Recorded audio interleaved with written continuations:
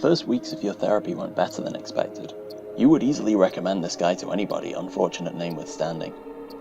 No one ever seemed to get inside your head so quickly or with such polite detachment, deft with words like a surgeon with his hands. The things he could elicit from you practically without any effort, it was almost disconcerting, even as it reassured you. In the first hour you cried. The next time you went back, the weight was lifted and you felt like you could get down to some real talking. By the third session, that ticking clock went by unheard, and you were surprised, even a little sad, to come to the end of your immersion in that little room. At some stage, you began to really think of him as a surgeon, so clinical and so precise with where he took you, doing light exploratory work on your half-open mind with God knows how many other cases to juggle. You know how they say those experts make it look easy. And then there's the funny smell coming from his desk some days, and those surgical gloves in the bin over in the corner. At first you thought maybe a surgeon used the room sometimes for whatever reason, but given your read on the guy, maybe your first instincts were right. You asked him about it once, trying to keep it casual. He said he practices surgery every once in a red moon. Dropped the old joke about leaving his watch in a patient, maybe to play it off. But he didn't really laugh about it like it was a joke. More like when you're remembering a story from your college days or some shit. It's a cautionary tale against the pace of modern life, I guess. The guy doesn't know something's wrong until he finally sits down in the quiet of his own home, and he hears it deep inside himself. You can picture this guy walking around like the fucking crocodile from Peter Pan. Who ever heard of a surgeon practicing therapy in his spare time? Or the other way around? People talk about a sixth sense. Everything appears to be well, but there's a voice in the back of your head insisting it's wrong. It's paranoia, and it doesn't want you to get better. You've got to keep telling yourself that. Voices in your head and talking to yourself too now. Wasn't this supposed to be going in the opposite direction?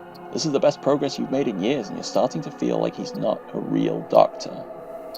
And you can tell the anxiety's kicking in again, because there's that clock on the wall creeping into your consciousness, driving you crazy. It was all going so well, like you were scaling the heights, and then you backslid halfway down the fucking mountain again. You don't need this shit in your head. And now you're thinking that your therapist is leaving shit inside his patients for real. Well, why couldn't it be possible?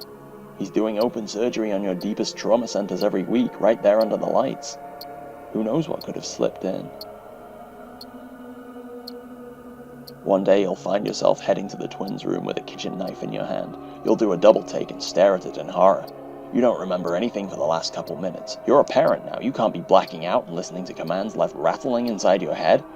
You start to hope your dreams were dreams. You had to physically stop yourself there. You don't know what the fuck is up. So you call into the hospital and they talk to you like you're some fucking kid asking to see huge ass. You're getting madder and panicking now. You swear to them you're not fucking around.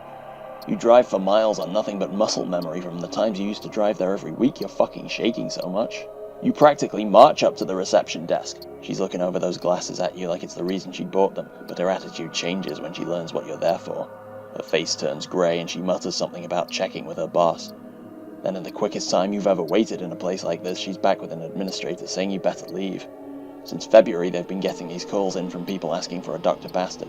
No such person works there. There's no one named Bastard in any hospital in the county. It's starting to scare them. Everything you've read for months, there's something in the margins, links or targeted ads like creatures milling at the limits of your vision. All about surgical malpractice, lawyers, tales, stories about people with live animals and infant forelimbs sewn up inside them. Somebody was admitted down in Kettering. They found a baby's arm was pressing on his lungs. Another lady had a mother rat inside of her deliverer litter. She came in shitting blood from what they'd gnawed out from inside of her. Every night you sleep later and later. Every corner of your room there's someone's shadow. In your dreams a man in a white coat stands there in your kitchen in your home watching you smiling. You don't want to sleep. You won't go to the twins' room. You hear them crying in the night and pull your knees up like you don't trust your feet not to go. Everything's plastic in your kitchen now. You eat with sporks and shit. Take out every night you can get it, and he's still at that conference in Chicago, totally unaware. You want to turn yourself in, have someone open you up, take the top off that head. Maybe you'll do it yourself. You don't know what the fuck you'll find in there. Maybe no one should be exposed to it. Dr. Bastard? Was he a symptom of this madness? Or did something ancient as fuck find a new way to fuck with the sad world? There's a wailing from the room you never stepped foot in down that corridor you walked every day before you ever thought to open up your mind.